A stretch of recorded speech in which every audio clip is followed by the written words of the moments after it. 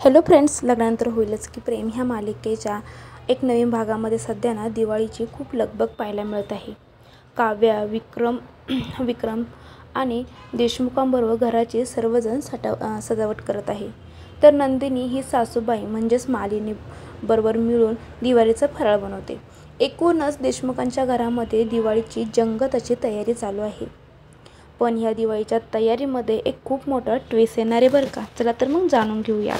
तर इथे काय होतं, दिवाळीच्या दिवशी ना दिवाळीचं फराळ करण्यासाठी मालिनीची जी मैत्रीण आहे सुनीता, ती घरी आलेली असते। सुनीता, काव्या आणि जीवाचं जे काही कॅफेमध्ये CCTV फुटेज असते ना ते तिला मिळालेलं असतं आणि ती बरोबर घेऊन आलेली असते। त्यामुळे जीवा आणि काव्याचा भूतकाळ आता सर्वांसमोर येणार असतो।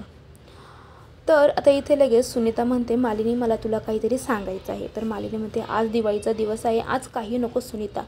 तर मालिनी म्हणते, हे बघ, मी तुला जे सांगणार आहे ना ते तुझ्या घरासाठी आणि सर्वांसाठी खूप भल्याचं आहे। ती लॅपटॉपमधून CCTV फुटेज आणि पेन ड्राईव्ह कॉपी करते आणि म्हणते, मला आता खूप मोठा पुरावा मिळाला आहे। त्यानंतर सुनीता देशमुखांच्या सर्वजणांना घरात बोलवून घेते आणि त्यांच्या सजावटीचं खूप कौतुक करते आणि घराची सजावट खूप सुंदर केलेली आहे असे ती त्यांना म्हणते। त्यानंतर काव्याकडून बघून म्हणते, तुमच्या घरची जी लक्ष्मी आहे ना ती आज तुमचं घर खूप उजळून टाकणार आहे बरं का। असं म्हणल्यावरती सर्वजण काव्याकडे बघायला सुरुवात करतात, कारण मालिनीची जी मैत्रीण आहे तिचं नेमकं म्हणणं काय आहे हे कोणालाच पहिल्यांदा कळत नसते। पण इकडे आता मालिनीला खूप मोठा धक्का बसला असतो का बाबा सुनीता आता नेमकं काय सांगणार आहे म्हणून। तिथे सुनीता काव्याकडे बघत म्हणते, काव्य तू काय तयारी केली दिवाळीची? तर काव्या म्हणते, मी मस्त असे दिवे लावले।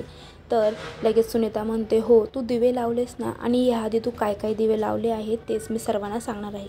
तर विक्रम म्हणतो, म्हणजे काय? तर सुनीता म्हणते, थांबा थोड्या वेळ, या लक्ष्मीने काय दिवे लावलेत ते तुम्ही बघाच। या पेन ड्राईव्हमध्ये काव्या आणि त्या मुलाचा व्हिडिओ आहे। आता हे सर्वजण हे ऐकून खूप थक्क होतात।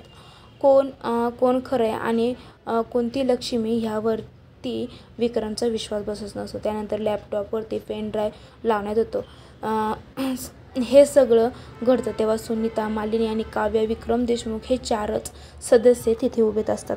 विक्रम म्हणतो, तुम्ही जे काय करताय ते मला अजिबात पटत नाही। काव्यावरती संशय घेतलेला मला चालणार नाही। तर सुनीता म्हणते, पण एक मिनटं, मी जे सांगते ते तुम्ही फक्त एकदा ऐका ना। तर विक्रमला खूप राग येतो आणि विक्रम म्हणतो, मालिनी तुला ह्या सर्व गोष्टींवरती विश्वास आहे का? अगं प्रत्येकाचा असा भूतकाळ असतो, माझाही होता, पण म्हणून काही तू मला धिक्कारलं का? नाही ना। मग तू काव्याच्या बाबतीमध्ये इतकी पजेसिव्ह कशी होते? काव्याचा भूतकाळ घडून गेलेला आहे आणि त्याशी आमचा काही एक संबंध नाही आहे। आता सुनीताला म्हणतो, तुम्ही ना ह्या घरामध्ये दिवाळीचा फराळ करायला आलात ना, मग हसत हसत दिवाळीचा फराळ करा आणि माझ्या सुनेवरती कोणताही एक आरोप केलेला मला चालणार नाही। मला तो पेन ड्राईव्हसुद्धा बघायचा नाही। तर मालिनी म्हणते, पण एक मिनटं। विक्रम म्हणतो, मी सांगितलेलं मालिनी तुला कळत नाही का? आता मालिनीवरती असं वरडल्यामुळे मालिनी ही शांत होते। मालिनी ही विचार करते, झालं गेलं, मला काव्याने सगळं सांगितले। काव्या त्या मुलाबद्दल मला सांगत होती, पण मी त्या दिवशी ऐकून घेतलं नाही। आणि लगेच मालिनी म्हणते, हे बघ सुनीता, तू तो पेन ड्राईव्ह ठेवून दे। असं म्हणतं, तर पुढील भागामध्ये नक्की तो पेन ड्राईव्ह विक्रम आणि मालिनी बघणार का? त्यांना कळलं का काव्याचा बॉयफ्रेंड हा जीवाच होता? हे सर्व जाणून घेण्यासाठी चॅनलला सबस्क्राईब करा, व्हिडिओ लाईक करा। थँक्यू।